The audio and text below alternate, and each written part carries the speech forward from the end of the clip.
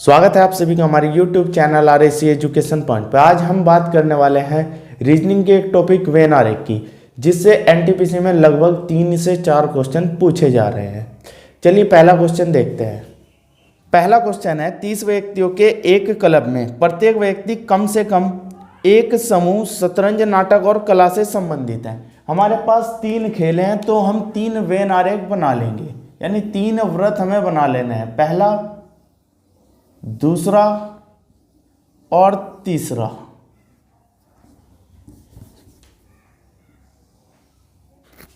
अब देखते हैं हमें दिया क्या है। 30 व्यक्ति के एक क्लब में कुल व्यक्ति हमें दिए गए हैं, कुल व्यक्ति है हमारे पास 30, उसको हमने यहां लिख लिया। इसके बाद है 6 व्यक्ति केवल कला समूह से संबंधित हैं। हम यहां लिख लेंगे, ये हमारा क्या है, कला। एक हमारे पास है नाटक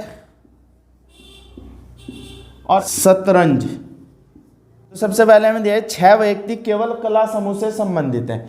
केवल अगर दिया हो तो केवल कला का मतलब वो यहां होंगे, यानी 6 व्यक्ति केवल कला समूह से संबंधित हैं। दूसरा दिया है 5 व्यक्ति तीनों समूह से संबंधित हैं, तो तीनों का जो भी कॉमन पार्ट है वो यहाँ है, 5 व्यक्ति तीनों समूह से संबंधित हैं। 2 व्यक्ति शतरंज और कला में शामिल हुए। शतरंज और कला वाला पोर्शन ये है, इस पूरे क्षेत्र में यहां से यहां तक शतरंज और कला है। और उसने क्या कहा है, 2 व्यक्ति शतरंज और कला में शामिल है लेकिन नाटक में नहीं, यानी यहां तक का एरिया क्या है, नाटक का भी है, तो इसका मतलब 2 व्यक्ति केवल यहां है। इसके बाद अगली कंडीशन, 15 व्यक्ति कला समूह से संबंधित है। यहां टोटल 15 है, 6 और 2 8 और 5 13 व्यक्ति टोटल हो गए कला के क्षेत्र में, और टोटल उसने दिया है हमें 15, तो इसका मतलब 2 यहां होंगे। अब अगली कंडीशन को पढ़ते हैं। 2 व्यक्ति केवल शतरंज समूह में शामिल हुए। केवल शतरंज, तो केवल वाला एरिया ये है हमारा, तो 2 व्यक्ति दिए हैं तो 2 हमने यहां लिख लिया है। इसके बाद है 3 व्यक्ति केवल नाटक समूह में शामिल हुए। केवल नाटक समूह में 3 व्यक्ति हैं, तो केवल का एरिया हमारा ये वाला है।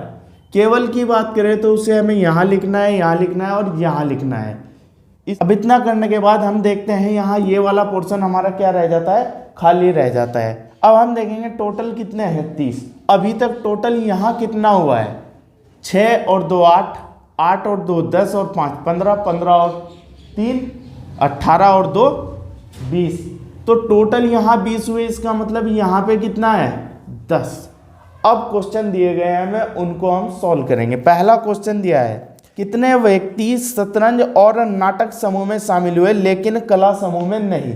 शतरंज और नाटक, ये वाला पोर्शन है शतरंज और नाटक का, और कला से उनका कोई संबंध ना हो, तो इन दोनों का कॉमन पार्ट कहाँ है, ये वाला एरिया, यानी कि 10।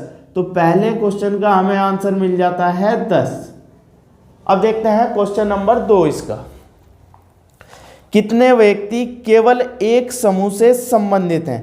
केवल एक समूह से, यानी वो दूसरा खेल ना खेलते हो। तो यहां कितने हैं, एक तो 6 है और इस पे 3 है और इस पे 2 है, तो टोटल कितने हो जाते हैं हमारे यहाँ 11। तो दूसरे का आंसर हमारा कितना मिलता है, 11।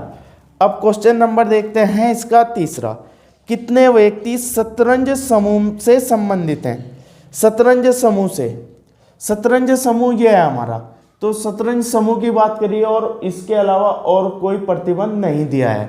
10 और 5 15, 15 और 4 19, यानी जो तीसरा हमारा पोर्शन है शतरंज समूह से कितने संबंधित हैं, तो 10 + 5 + 2 + 2, यानी ये और ये सारे किसके हैं, शतरंज समूह के। तो टोटल हमें मिल जाता है 19 आंसर। अगला क्वेश्चन देखते हैं। एक परीक्षा में 3 वर्ग A B C थे। इन तीनों वर्गों में 33 विद्यार्थी A में उत्तीर्ण हुए। 3 वर्ग थे, तो पहले हम उन तीनों वर्ग को यहाँ बना लेंगे। तो हमने यहाँ 3 वृत्तों को बना लिया, एक A है, एक B है और एक C है। तीनों वर्गों में से 33 विद्यार्थी A में उत्तीर्ण हुए। ए में उत्तीर्ण है तो यहां हम लिख लेंगे, हम यदि प्रश्न में हमें दिया होता कि केवल ए में, तब हम यहाँ लिखते हैं। अभी हमने कहाँ लिखा है? बाहर, क्योंकि उसने ए में कहा है तो ए के टोटल 33 हैं। इसके बाद अगली कंडीशन है 34 विद्यार्थी बी में उत्तीर्ण हुए, तो बी के हम यहाँ लिख लेंगे 34 विद्यार्थी। इसके बाद दिया है हमें 32 सी में, तो सी के हम यहाँ लिख लेंगे 32, क्योंकि हमें केवल नहीं दिया गया। यदि केवल दिया होता तो उसको हम यहाँ यहाँ और यहाँ लिखते। इसके बाद देखते हैं अगली कंडीशन क्या दी गई है। 10 विद्यार्थी ए और बी में उत्तीर्ण हुए। 10 विद्यार्थी ए और बी दोनों के हैं तो हम यहाँ लिख लेंगे। कितने हैं? 10 विद्यार्थी। इसके बाद है 9 विद्यार्थी बी और सी में। 9 विद्यार्थी बी और सी का एरिया ये है तो 9 हमने यहाँ लिख लिया। इसके बाद है 8 विद्यार्थी ए और सी में। ए और सी का पोर्शन ये है तो 8 विद्यार्थी हमने यहाँ लिख लिए हैं। केवल किसी एक वर्ग में उत्तीर्ण होने वाले, केवल, अब दे दिया है यहाँ केवल, केवल किसी एक वर्ग में उत्तीर्ण होने वाले विद्यार्थियों की संख्या समान थी और यह संख्या प्रत्येक वर्ग के लिए 21 थी। अब हमें दिया है केवल। जब भी केवल दिया हो तो ध्यान रखना है वो स्पेशल किसी एक वर्ग या एक सब्जेक्ट के लिए दिया गया होगा। तो यहाँ केवल दिया है प्रत्येक के लिए 21 है और यहाँ भी 21 है और यहाँ भी 21 है। अब हम देखते हैं, हमें ना तो तीनों का दिया है, ना 2 का कंफर्म है हमारा, ना इधर 2 का कंफर्म है, ना इधर 2 का कंफर्म है। तो इस तरह के क्वेश्चन में हम क्या करेंगे? तो ये हमें ए और बी के दिए हैं, यानी ये 10 ए पे भी हैं और ये 8 भी ए पे हैं और ये 21 तो ए के हैं ही। तो टोटल कितने हैं हमारे? 33। तो हम यहाँ इनको जोड़ लेंगे। 21 और 10 कितना हुआ? 31, और 8 कितना हुआ हमारा? 39। तो यहाँ हमारा टोटल हो जाता है 39 और हमारे पास ए पे है कितने? 33। हम माइनस करेंगे तो हमें मिल जाता है 6। इसका मतलब जो बीच वाली कंडीशन है वो कितना है? 6। अब यहाँ देखो, इन दोनों पे 6 तो यहाँ आ गया, टोटल कितना था? 10, तो यहाँ पे कितना बचा? 4। अब यहाँ देखते हैं, यहाँ कितना है? 8, तो यहाँ कितना बच जाता है? 2, क्योंकि टोटल कितना होना चाहिए? 8। अब यहाँ टोटल कितना है? 9, 6 तो आ गया, तो यहाँ कितना बच जाता है? 3। तो अब हमारा वेन आरेख तो तैयार हो गया। अब क्वेश्चन देखते हैं क्या क्या दिए हैं।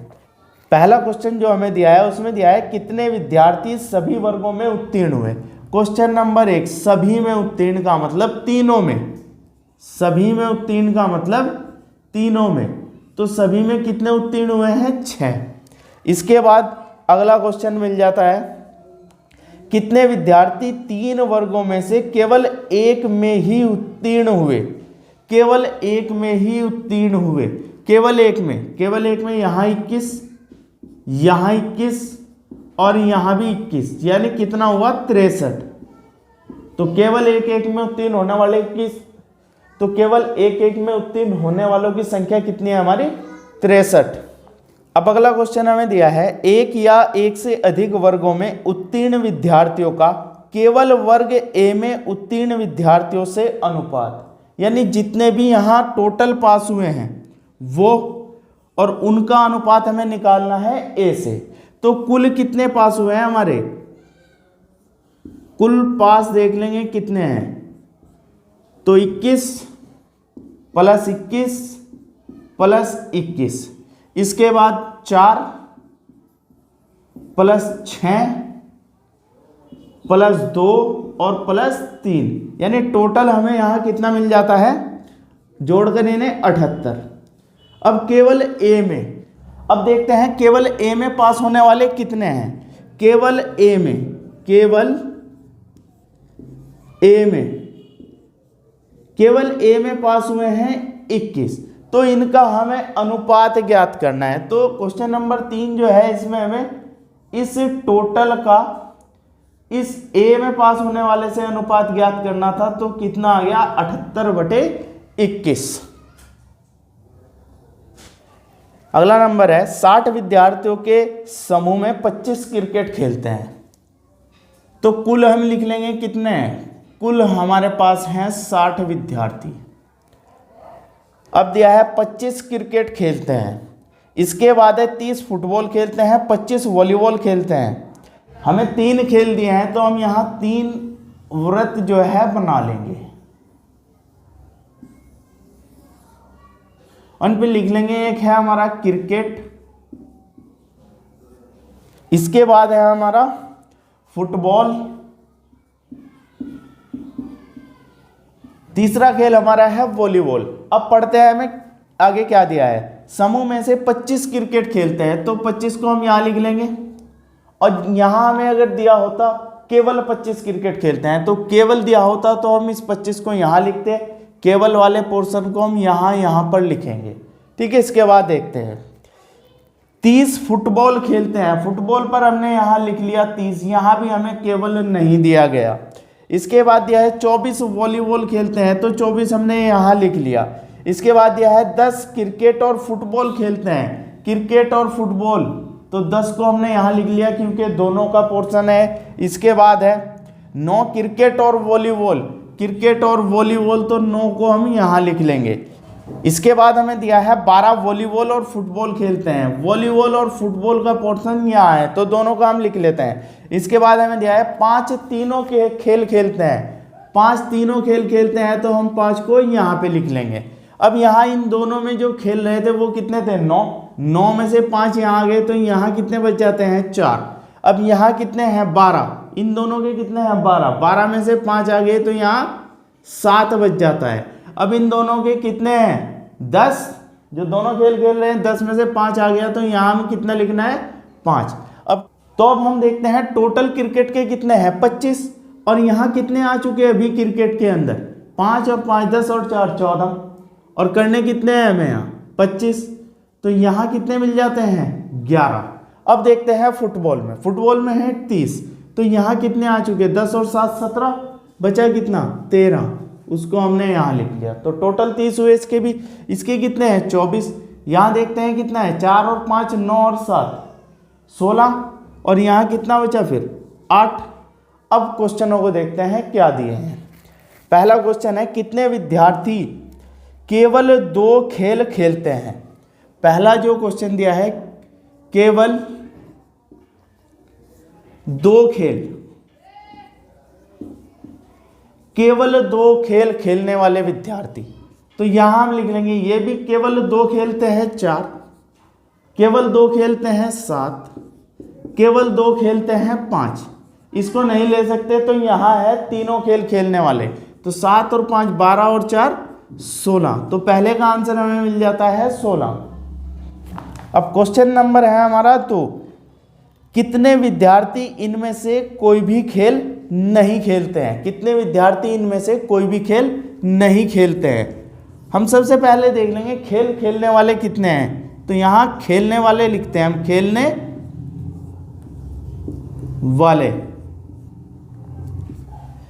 वाले कितने हैं, 11 + 8 + 13 + 5 + 4 + 5 + 7, यानी जितने भी यहाँ पे हैं उनको हम सारों को क्या कर लेंगे, ऐड कर लेंगे। 11 हमने लिख लिया, 8 भी लिख लिया, 13 और फिर 5 फिर 4 फिर 5 और फिर 7, तोड़कर हमें मिल जाता है 53। 53 विद्यार्थी ऐसे हैं जो कुछ ना कुछ खेल खेलते हैं, पर टोटल हमें कितने दिए गए हैं, 60। तो न खेलने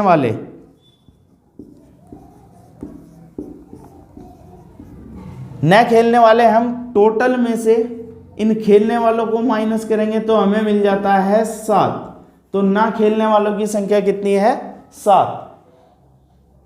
अगला क्वेश्चन हमें दिया है, कितने विद्यार्थी केवल क्रिकेट खेलते हैं, तो केवल एक खेल खेलने वाले तो ये रहे, हो जाएगा केवल क्रिकेट कितने खेलते हैं, 11, केवल फुटबॉल कितने खेलते हैं, 13, केवल वॉलीबॉल कितने खेलते हैं, 8। तो तीसरे जो क्वेश्चन का आंसर हमारा है केवल क्रिकेट, केवल क्रिकेट खेलने वालों की संख्या कितनी है, 11।